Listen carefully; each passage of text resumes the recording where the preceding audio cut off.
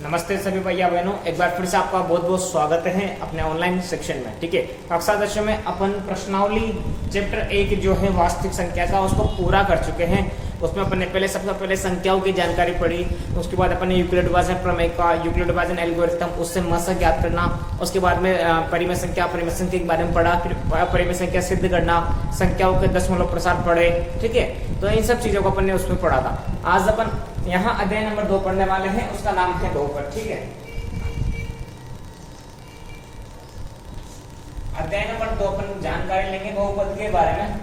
ठीक है, अब बहुपद क्या होता है, ठीक है, ये सारी की सारी जानकारी अध्याय नंबर 2 बहुपद पे अपन लेने वाले हैं।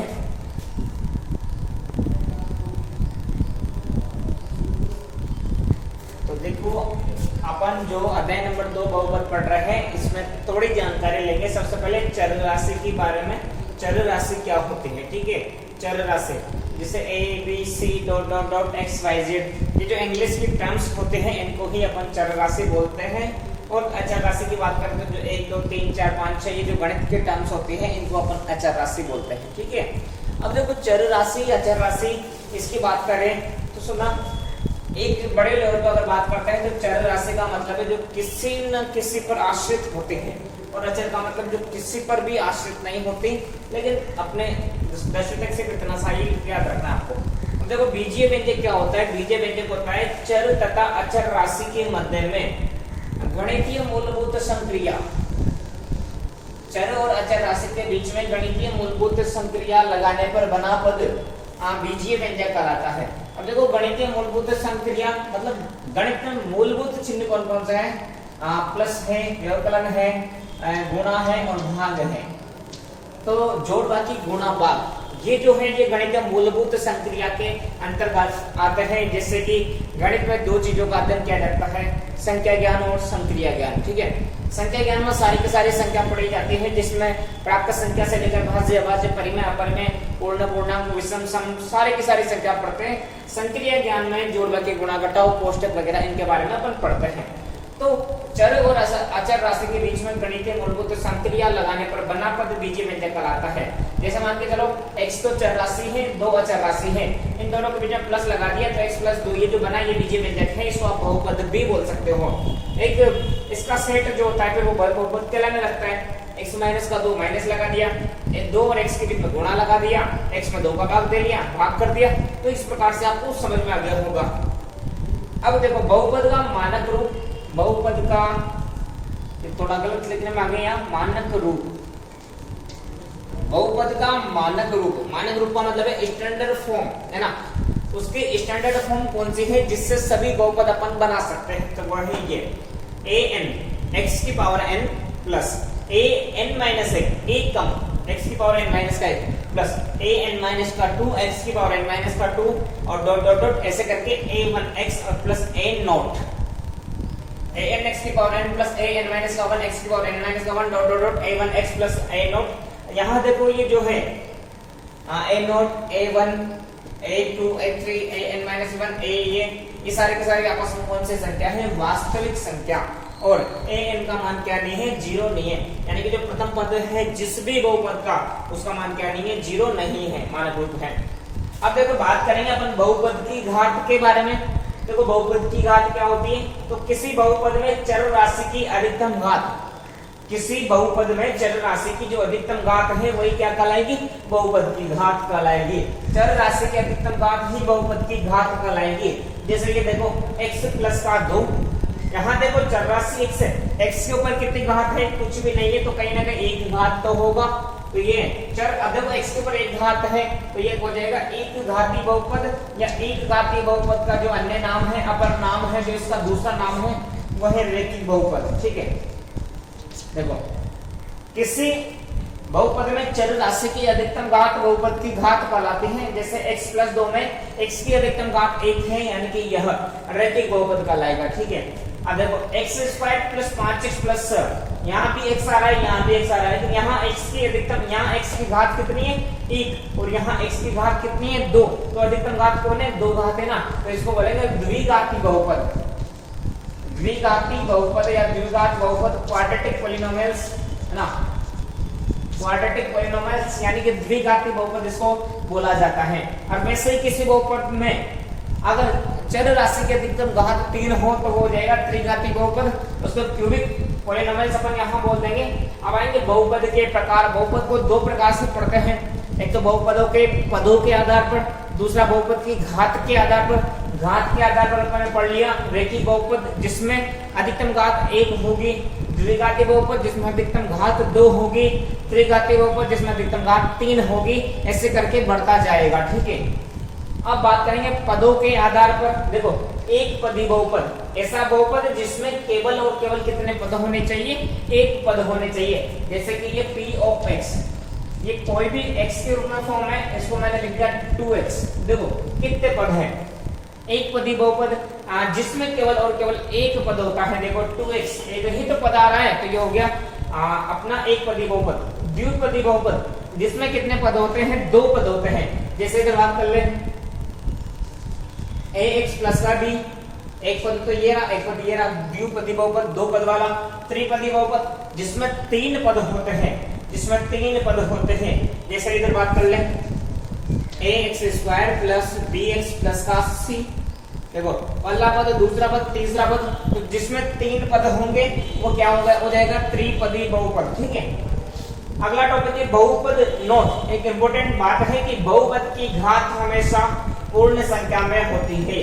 बहुपद की घात हमेशा पूर्ण संख्या यानी कि होल नंबर में होती है। पूर्ण संख्या का मतलब आपको पता है कि 0 से शुरू होकर अनंत तक जाने वाली। अब देखो बहुपद की घात 0 हो सकती है, सही है, 1 हो सकती है, 2 हो सकती है, लेकिन बहुपद की घात कभी भी माइनस में नहीं होगी और बटे में कभी बहुपद नहीं होगा। जैसे अगर यहाँ देखो, यहाँ लिख रहा है ax की पावर माइनस का 1 और प्लस का b, तुमसे कहें कि क्या ये बहुपद है क्या, तो देखो x की घात कितनी है, -1, जो कि संभव नहीं है, यानी कि बहुपद की घात माइनस में नहीं होना चाहिए। तो ये क्या है, ये बहुपद नहीं है। और देख लो x की पावर 1/2, क्या ये बहुपद है क्या, घात कितनी आ गई 1/2, जबकि नहीं आना चाहिए, तो ये भी बहुपद नहीं है। बहुपद की घात हमेशा पूर्ण संख्या में होगी। अगर कहीं ऐसा आ गया x की पावर 0, तो ये तो बहुपद है, क्योंकि 0 के अंदर क्या आता है, पूर्ण संख्या आती है, तो 0 पूर्ण संख्या में आता है, तो ये तो बहुपद है। तो इतना अपन ने पढ़ा।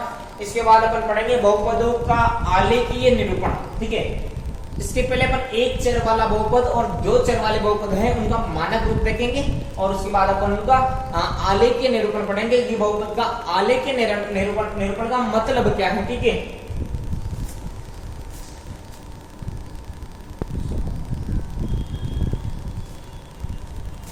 तो देखिए अब अपन पढ़ रहे हैं रैखिक बहुपद का मानक रूप। देखो रैखिक बहुपद का मतलब कितने घात वाला बहुपद, एक घाती बहुपद।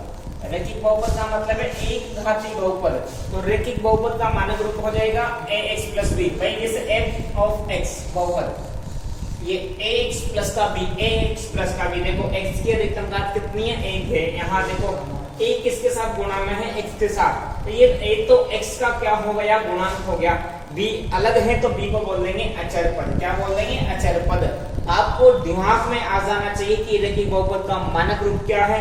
अब देखो द्विघाती बहुपद का मानक रूप f ऑफ x बराबर ax square plus bx plus का c, ax स्क्वायर प्लस का bx प्लस का c, ये होता है द्विघाती बहुपद का मानक रूप। आशा है आपको समझ में आ रहा होगा। यहाँ देखो a, बताओ a किसके साथ गुणा में है, x स्क्वायर के साथ, तो a तो किसका गुणांक हो गया, x स्क्वायर का गुणांक, b किसका गुणांक हो गया, x का गुणांक, और c किसका गुणांक हो गया, c हो गया अचर पद। अब बात करेंगे बहुपदों का आलेखीय निरूपण, यानी कि जो भी बहुपद है उसको आलेख में। देखो आलेख क्यों बनाया जाता है, समीकरण हल करने के लिए, समीकरणों का हल का पता करने के लिए। तो वही है कि बहुपद का आलेख बना के बहुपद का हल निकालेंगे, और बहुपदों के हल को बोलते हैं शून्य। क्या बोलते हैं, शून्य का निकालना। तो बहुपदों के हल को बोलते हैं शून्य निकालना। अब जैसे ये लिख रहा हूँ f ऑफ x बराबर ax प्लस का b, ax प्लस का b। जैसे यहाँ x की घात 1 है, तो ये तो रैखिक बहुपद है। तो सबसे पहले अपन क्या करेंगे, f ऑफ x को तो क्या मान लिया y, और ये x प्लस b, ये तो ऐसा का ऐसा है इसे, तो ये बन गई अपनी एक इक्वेशन, अपनी एक समीकरण बन गई। ठीक है, अब अपन क्या करेंगे, यहाँ x का मान रखते जाएंगे, किसके मान आते जाएंगे, y के मान आते जाएंगे, जैसा कि अपन ने कक्षा 9 में भी पढ़ा है। ग्राफ ये डिब्बा बनाना पड़ा है, एक सवाल से समझाते हैं। जैसे एक बहुपद है f ऑफ x बराबर 2x माइनस का 1, इसको आलेख के विधि से हल करिए या इसके शून्य के निकालिए, ठीक है। अब देखो इसको मान लिया y बराबर 2x माइनस का 2। अब देखो एक अपन ये डिब्बा बना लेंगे, जैसा कि कक्षा 9 में अपन ने किया था। 3 बार बनाते हैं ना आपको, जैसे वो तो कितनी ही बार बना सकते हैं, लेकिन अपन सुविधा के हिसाब से कितनी बार बना लेते हैं, 3 बार। अपन यहाँ किसका मान रखते जाएंगे, x का मान रखते जाएंगे, किसका मान आता जाएगा, y का मान आता जाएगा। सबसे पहले x बराबर कितना रख लें, 0 रखेंगे। x बराबर 0 रखेंगे, कितना 0। तो देखो 2 को 0 से गुणा किया तो 0, कितना बचा माइनस का 2, यानी कि y बराबर कितना बच गया माइनस का 2। x बराबर 1 रख लें, 1 रखो तो 2 1 कम 2, 2 में से 2 घटाए 0, x बराबर 1 रखा तो y बराबर 0 आ गया। अब देखो x बराबर 2 रख लो, x बराबर 2 रखेंगे तो 2 को 2 से गुणा किया 4, 4 में से 2 घटाए तो x बराबर 2 रखा तो y बराबर कितना आ गया 2। देखो इधर x बराबर 2 रखा तो 2 दूनी 4, 4 में से 2 घटाए 2 आ गया। अब इसका अपन को ग्राफ बनाना है और उससे पता लग जाएगा कि क्या है। तो सबसे पहले ये एक तो आड़ी रेखा, एक खड़ी रेखा, ये जहां एक दूसरे को काटते हैं वो मूल बिंदु, ये अपना x अक्ष हो जाएगा, ठीक है। ये x अक्ष, इधर ये प्लस का x, इधर x डैश, ये y अक्ष, ये y, और ये हो गया y डैश। इधर देखो x में तो कोई भी माइनस में मान है ही नहीं, y में माइनस का 2 मान है, तो नॉर्मल देखो यहाँ हो गया 0 1 2 3, ये देखो 1 2 3 4 है ना, और देख लो 1 2 3, ये माइनस के x अक्ष इधर माइनस का होता है, ठीक है। और इधर देखो नीचे y में माइनस का 1 माइनस का 2 माइनस का 3 आदि। सबसे पहले देखो x बराबर 0 और y बराबर माइनस का होगा। x बराबर 0 कहाँ है, x बराबर 0 यहाँ, और y बराबर माइनस का 2, तो ये कहाँ पे आ गया, इस बिंदु पे आ गया, ठीक है। पता, तो ये x का मान 0 और y का माइनस का 2 है ना, बिंदु a b x बराबर 1 और y बराबर 0, x बराबर 1 कहाँ है, यह x बराबर 1 और x अक्ष पे y का मान 0 होता है, तो ये हो गया इसमें 1,0 है ना, 1,0। और उसके बाद देखो x बराबर 2 y बराबर भी 2, x बराबर 2 और ये देखो x का मान 2 और y का मान भी 2, तो यहाँ आ गया लगभग ये 2,2। अब इसको मिला देंगे, ठीक है, ये मिला दिया और ये समीकरण क्या आती है अपना, क्या नाम था, y बराबर 2x माइनस का 2, तो ये अपने लिख दिया y बराबर 2x माइनस का 2, ठीक है। अब देखो इसका शून्य क्या होगा। तो देखो ये जो समीकरण है x अक्ष को जिस बिंदु पर काटेगी, x अक्ष को जिस बिंदु पर काटेगी वही आंसर अपना शून्य होगा। तो ये रहा एक, देखो ये समीकरण इस x अक्ष को कहां काट रही है, इस 1 पर, बताओ कहां काट रही है, 1 पर। x का मान, x का वह मान x अक्ष पर जहां काटेगी तो वहां x का मान कितना है, तो यहाँ देखो यहाँ x का मान कितना है, 1, कितना है, x बराबर 1, तो इसमें जो आंसर आएगा x बराबर 1, तो यह अपना क्या होगा, शून्य होगा, शून्य होगा। शून्य का मतलब इस बहुपद का हल होगा। अब आप एक विशेष बात देखो, ये जो बहुपद है y बराबर 2x माइनस का 1, इसमें x की अधिकतम घात 1 थी, यानी कि ये रैखिक बहुपद था, एक घातीय बहुपद था। तो बताओ x अक्ष को कितनी बार काटा, 1 बार काटा, कितनी बार काटा, 1 बार काटा। अगर द्विघात बहुपद होता तो x अक्ष को कितनी बार काटता, 2 बार काटता, यानी कि 2 शून्य निकलते हैं। तो कहने का मतलब है कि कोई भी आलेख, कोई भी ग्राफ या कोई भी जो समीकरण है वह x अक्ष को जितनी बार काटेगी उतने ही अपने क्या हो जाएंगे, शून्य हो जाएंगे। जैसे मैं एक ग्राफ बना के बता दूं नॉर्मल ही, जल्दी जल्दी, ठीक है, समझ जाओ तुम। तो ये x अक्ष को जितनी बार काटेगी उतने अपने शून्य होंगे। ये अपना कौन सा अक्ष है, x अक्ष, कितनी बार काट रही है, 1 बार 2 बार 3 बार 4 बार 5 बार 6 बार 7 बार 8 बार 9 बार 10 बार, कितनी बार, 10 बार। तो बताओ शून्य कितने होंगे, 10 शून्य, शून्य का मान 10 नहीं होगा, 10 शून्य होंगे।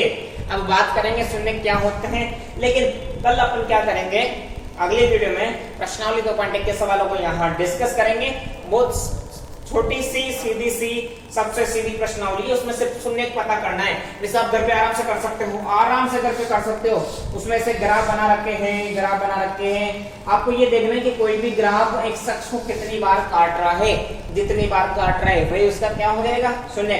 देखो ये वाला जो ग्राफ है ये एक शख्स को टच करता है क्या, नहीं करता ना, तो इसका शून्य क्या हो जाएगा, कोई शून्य नहीं होगा।